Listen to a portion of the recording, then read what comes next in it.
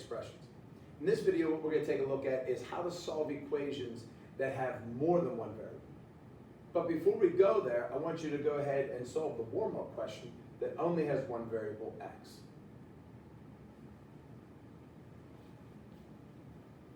I'm going to go ahead and move forward as if you already had a chance to go ahead and solve this. So if I'm solving for x, we understand that to get rid of the 5, we're going to actually subtract 5 to both sides. Keep in mind that's going to result in a negative 3x equals 17 minus 5, which we know is equal to 12. So you didn't necessarily have to have that written there, but just for the sake of argument, let's go ahead and have it. Now from here, we have the statement negative 3x equals 12. Divide both sides by negative 3, and we get x equals negative 4. So let's keep that in mind, because what we're going to be working on now in this section is going to be something that looks similar, but what we're going to have is we're going to have 5y minus 3x equals 17. So now when we take a look at these algebraic equations, they have more than one variable. So I'm still going to try to isolate this x, but you can see instead of just having a 5, I have a 5y. So just like I did in the first one, I'm going to actually subtract, but this time 5y. And in a similar fashion, I see I still have negative 3x, and I have 17 minus 5y. Similar to what I put here, but in the first example, I could actually subtract those because those are like terms.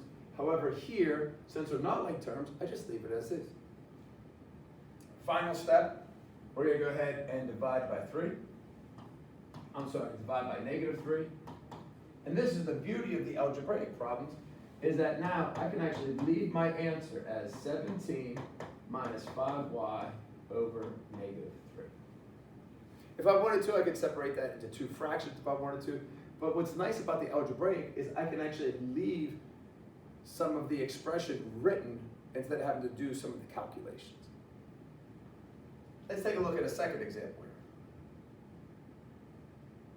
So again, at this time, should be a good time to try to pause the video and solve this given equation for x.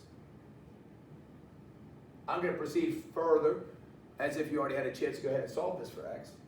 And I'm going to keep that as my focal point and realizing that I have to try to move the y, the z, and the a over to the other side of the equation. In doing so, my first step in this case is going to be to subtract a. And as we stated before, these aren't like terms, so I'm just going to leave it b minus a. I no longer have the a, so now I'm left with x plus y over z.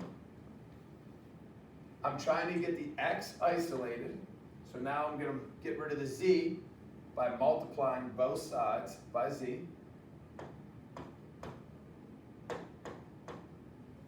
And in this case, those reduce, I get x plus y. And on the right side, I'm going to write it as b minus a in parentheses times z. Because keep in mind, I was multiplying z to the entire side. Just don't multiply the a letter. And then finally, I think we could see that we're going to subtract y to both sides. And it's going to look kind of unique and long. However, there's no like terms, so this is going to be b minus a times z minus y. Now we don't have any like terms.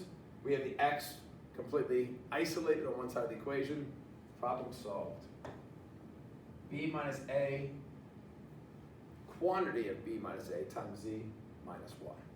So you can see sometimes these answers are a little bit, larger, if you would. You don't just have a pretty little number. You have a whole algebraic expression. The last question I want to take a look at is something that's super popular on the SATs.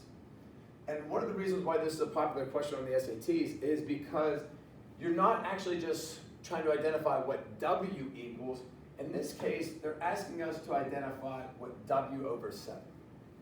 Now, in theory, this doesn't necessarily quantify as possibly a problem that is like solving using algebraic where there's multiple variables. but it was a question that often came up in class, so I wanted to address it in this instructional video. So one of the things I see here is that in both questions, I have a W over 7. That's what I have.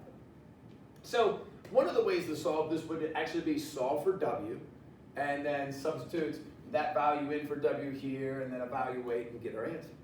That might even be the way that you attacked it if you paused the video. There's nothing wrong with that, but we can actually be a little bit more efficient. So if we actually take a look at the expression, W over 7 plus 1 equals 9. And it wants us to determine what W over 7 minus 10 is equal to. So if I think about to myself, how can I go from plus 1 to minus 10? And that would mean that I'd have to subtract 11 to both sides. So if I were to actually subtract 11 to both sides, that's going to make my left side of the equation be W over 7 minus 10 equals negative 2.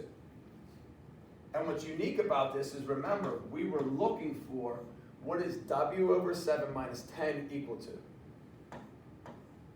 Now we know W over 7 minus 10 is equal to negative 2. So this kind of gives you an abstract way to think about, how to come up with the answer in this case without solving the whole way for W and then substituting the problem. Still nothing wrong with that, but I just want to kind of expose that because that was a common question in class.